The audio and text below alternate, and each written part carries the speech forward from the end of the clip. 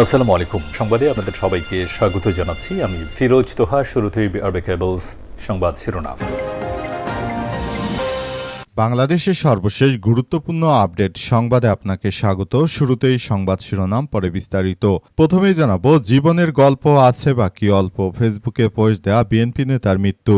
বরিশালের গৌরনদী পৌরসভা বিএনপি যুগ্ম আহ্বায়ক S M Zakir Hossain ৪ August নিজের ফেসবুক অ্যাকাউন্টে জীবনের গল্প আছে বাকি অল্প শিরোনামে একটি পোস্ট দিয়েছিলেন। সেই পোস্ট দেওয়ার ২ সপ্তাহ না পেরোতেই তিনি জীবনের গল্প শেষ করে ওই পারে চলে গেলেন। তার মৃত্যুতে অনেকেই আলহামদুলিল্লাহ পড়ছে, কারণ বর্তমান সময় বিএনপির নেতাকর্মীদের যে চাঁদাবাজি রাহাজানি চলছে, এতে সামাজিক যোগাযোগ মাধ্যমের কমেন্ট বক্সে গিয়ে এমন তথ্য আমরা দেখতে পেয়েছি।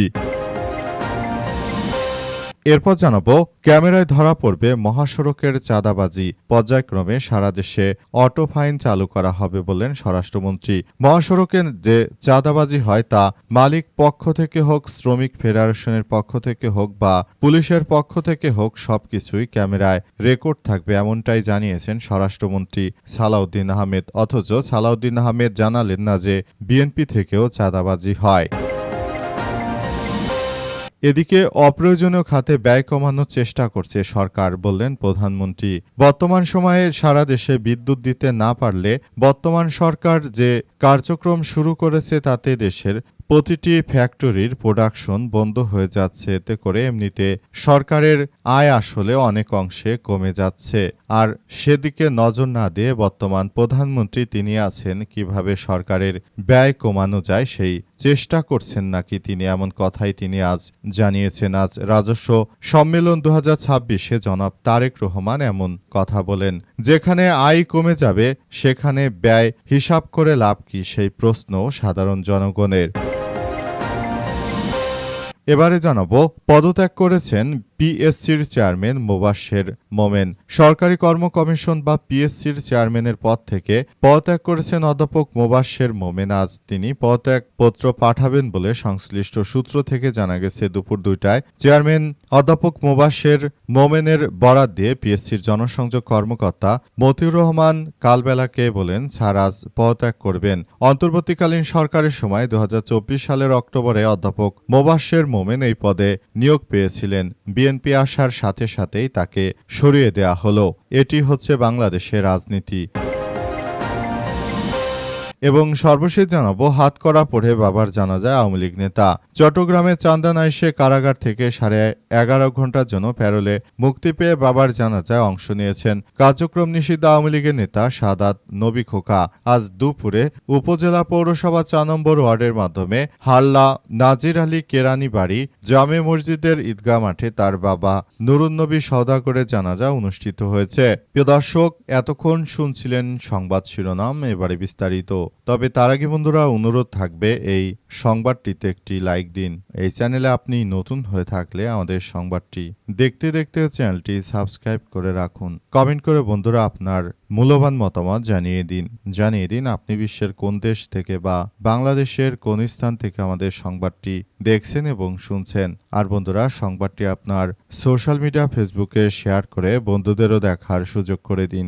গাজা যুদ্ধে আপনি যদি নিরীহ ফিলিস্তিনিদের ভালোবেসে থাকেন বন্ধুরা, কমেন্টে ইয়েস লিখে পুরো বিশ্ববাসীকে আমাদের এই তাজা আপডেটটি দেখার সুযোগ করে দিন। আর বন্ধুরা, সংবাদটি আপনার সোশ্যাল মিডিয়া ফেসবুকে শেয়ার করে বন্ধুদেরও দেখার সুযোগ করে দিন। গাজা যুদ্ধে আপনি যদি নিরীহ ফিলিস্তিনিদের ভালোবেসে থাকেন, কমেন্ট বক্সে কমেন্ট করে সেটি আমাদের সহ পুরো বিশ্ববাসীকে এই তাজা আপডেটটি দেখার সুযোগ করে দিন। এবারে বিস্তারিত। আর বন্ধুরা, দেখতেই থাকুন আমাদের এই লেটেস্ট আপডেট তাজা সংবাদটি। এবারে বিস্তারিত। জীবনের গল্প আছে বাকি অল্প, ফেসবুকে পোস্ট দেয়া বিএনপি নেতার মৃত্যু হয়েছে। বরিশালের গৌরনদী পৌরসভায় জীবনের গল্প আছে বাকি অল্প লিখে ফেসবুকে পোস্ট দিয়েছিলেন মনির হোসেন নামের এক বিএনপি নেতা। এই ঘটনায় তার এম জাকির হোসেন ৫১ নামের এক বিএনপি নেতা এই ঘটনার পর তার সামাজিক যোগাযোগ মাধ্যমে সেটি ভাইরাল হয়ে যায়। এরপরই উক্ত বিএনপি নেতা মাত্র ২ সপ্তাহের ব্যবধানে তার মৃত্যু হয়ে গেল। তার মৃত্যুতে সামাজিক যোগাযোগ মাধ্যমে অনেকেই আলহামদুলিল্লাহ পড়ছে। আমরা কমেন্টে সেসব বিষয় দেখতে পেয়েছি। সেখানে আসলে তারা যেটা শুরু করেছে সেই বিষয়টি খুবই গুরুত্বপূর্ণ এক অধ্যায় হিসেবে দাঁড়িয়েছে এই মুহূর্তে। আসলে নতুন করে দেশের অভ্যন্তরে যে ধরনের কার্যক্রম শুরু হয়েছে সেখান থেকে আসলে সবাইকে আরও বেশি সতর্ক এবং সহাবস্থান থাকতে হবে এবং নতুন করে বিষয়গুলো নিয়ে সবাইকে আরও বেশি কার্যক্রম চালিয়ে যেতে হবে। দেশটাকে আমরা এক ভয়াবহ বিপর্যয়কর পরিস্থিতির মধ্য দিয়ে ঠেলে দিতে পারি না। কারণ অবস্থা যদি চলতে থাকে, দেশে যদি বিদ্যুৎ ও গ্যাসের তীব্র সংকট যদি শেষ না হয়, তাহলে মানুষ আর এই বিএনপির উপর ভরসা রাখতে পারবে না। তাই তো তাদের নেতাদের অনেকের মৃত্যুর ঘটনা ঘটলেও সবাই দুঃখ প্রকাশ না করে অনেকেই ভালো হয়েছে এসব কথাবার্তা ফেসবুকে পোস্ট করছে।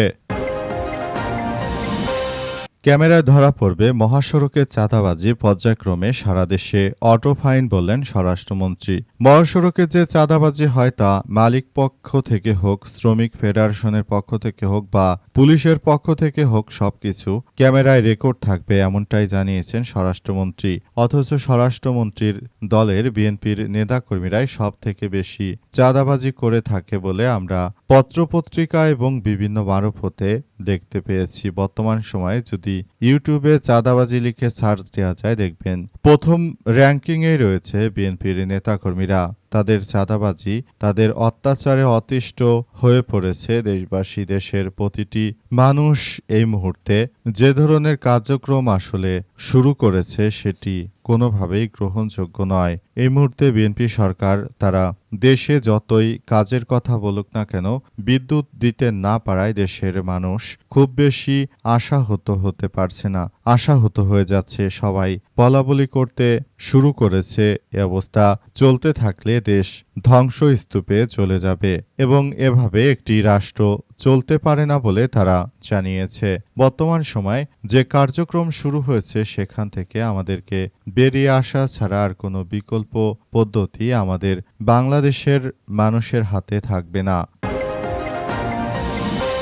অপ্রয়োজনীয় খাতে ব্যয় কমানোর চেষ্টা করছে সরকার বললেন প্রধানমন্ত্রী। প্রধানমন্ত্রী তারেক রহমান জানিয়েছেন যে বাংলাদেশে যে অপ্রয়োজনীয় বিভিন্ন দিক রয়েছে সেসব দিকে সরকার ব্যয় কমানো সর্বাত্মকভাবে প্রচেষ্টা চালিয়ে যাচ্ছে। প্রধানমন্ত্রী তারেক রহমান আরও জানিয়েছেন যে সরকার তার দায়িত্ব নেওয়ার পর থেকে যে ভঙ্গুর অর্থনীতি পেয়েছে সেখান থেকে দেশকে একটি ভালো অবস্থানে নিয়ে যাওয়ার জন্য সরকার সর্বাত্মকভাবে কার্যক্রম চালিয়ে যাচ্ছে। বর্তমান সরকার চায় যে নতুন করে সবকিছু আবার সুন্দরভাবে গড়ে তুলতে, সেজন্য সরকার বদ্ধপরিকর। দেশটিকে একটি সুন্দর ও সমৃদ্ধির একটি আধুনিক রাষ্ট্রে পরিণত করা এই মুহূর্তে বর্তমান সরকারের জন্য খুবই একটি ভালো উদ্যোগ হিসেবে দেখা হচ্ছে এবং বর্তমান এই সরকার আসলে নতুন করে পুরো দেশটাকে একটি সুন্দর ও সমৃদ্ধির একটি রাষ্ট্র কাঠামো হিসেবে গড়ে তুলতে বদ্ধপরিকর। সে অনুযায়ী সরকার আসলে সেভাবেই কার্যক্রম চালিয়ে যাচ্ছে। দেশটিকে বর্তমান সরকার চায় সবকিছু যেন সুন্দরভাবে গড়ে তুলে তারপর কার্যক্রম চালানো যায়। কারণ এই প্রক্রিয়াটি না করা গেলে আসলে ভবিষ্যতে বাংলাদেশকে আর এগিয়ে নেওয়া সম্ভব হবে না। দেশটিকে সুন্দর ও সমৃদ্ধির একটি রাষ্ট্র কাঠামোর দিকে গড়ে তোলা এই সরকারের সবথেকে বড় চ্যালেঞ্জ বলে জানা যাচ্ছে। তাই সরকার তার চ্যালেঞ্জ গ্রহণ করে রাষ্ট্রকে একটি আর্থিকভাবে শক্তিশালী করতে বর্তমান সরকার খুবই বদ্ধপরিকর। এই সরকার আসলে এই অবস্থায় রাষ্ট্র কাঠামোকে আরও ভালো অবস্থানে নিয়ে যেতে সুদূর প্রসারী পরিকল্পনা গ্রহণ করছে। সেটা বাংলাদেশের জনগণ হিসেবে আমাদের জন্য এক ধাপ এগিয়ে নিয়ে যাচ্ছে বর্তমান সরকার। সেই বিষয়টি আমরা খুবই গুরুত্ব সহকারে দেখছি। পদত্যাগ করছেন পিএসসি চেয়ারম্যান মোবাশ্বের মোমেন। সরকারি কর্ম কমিশন বা পিএসসি চেয়ারম্যান পদ থেকে পদত্যাগ করেছেন অধ্যাপক মোবাশ্বের মোমেন। আজ তিনি পদত্যাগপত্র পাঠাবেন বলে সংশ্লিষ্ট সূত্র থেকে জানা গেছে। 2024 সালে তাকে নিয়োগ দিয়েছিল অন্তর্বর্তীকালীন সরকারের প্রধান উপদেষ্টা প্রফেসর ডক্টর ইউনূস। তবে বর্তমান সময়ে তিনি আসলে আবারও পদত্যাগ তিনি করতে চলেছেন। বিএনপি ক্ষমতা আসার পরই তাদের মতমতো লোক সেখানে নিয়োগ দেওয়া হবে বিধায় সেখান থেকে মূলত তাকে সরিয়ে দেয়া হলো বলে অভিযোগ পাওয়া যাচ্ছে। মাত্র এত অল্প দিনে তিনি দায়িত্ব থেকে যথাযথভাবে স্বৈরাচারের দোসরদের বিরুদ্ধে কার্যক্রম চালিয়েছেন, কিন্তু আসলে বিষয়গুলো খুবই সংকটময় এক অধ্যায়ের মধ্য দিয়ে চলে গেছে। অবস্থা চলতে থাকলে দেশের অভ্যন্তরে প্রতিনিয়ত এক ভয়াবহ বিপর্যয়কর পরিস্থিতির সৃষ্টি হবে। বর্তমান সরকার আসলে ক্ষমতা আসার পর ডক্টর ইউনূস যখন ছিল তখন কিন্তু দেখা গেছে প্রতিনিয়ত আন্দোলন হয়েছে।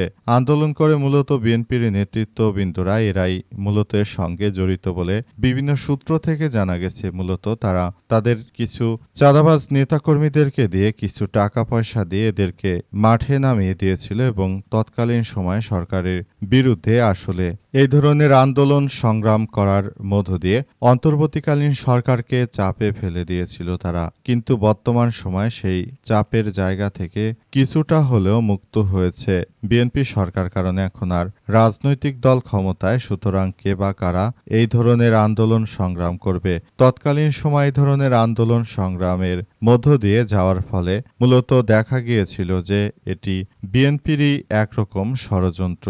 কারণ এখন কেন আন্দোলন হয় না? এখন তো সবকিছু আগের থেকেও খারাপ। তাহলে এর পেছনে বিএনপি রয়েছে বলে জানিয়েছে রাজনৈতিক বিশ্লেষকরা।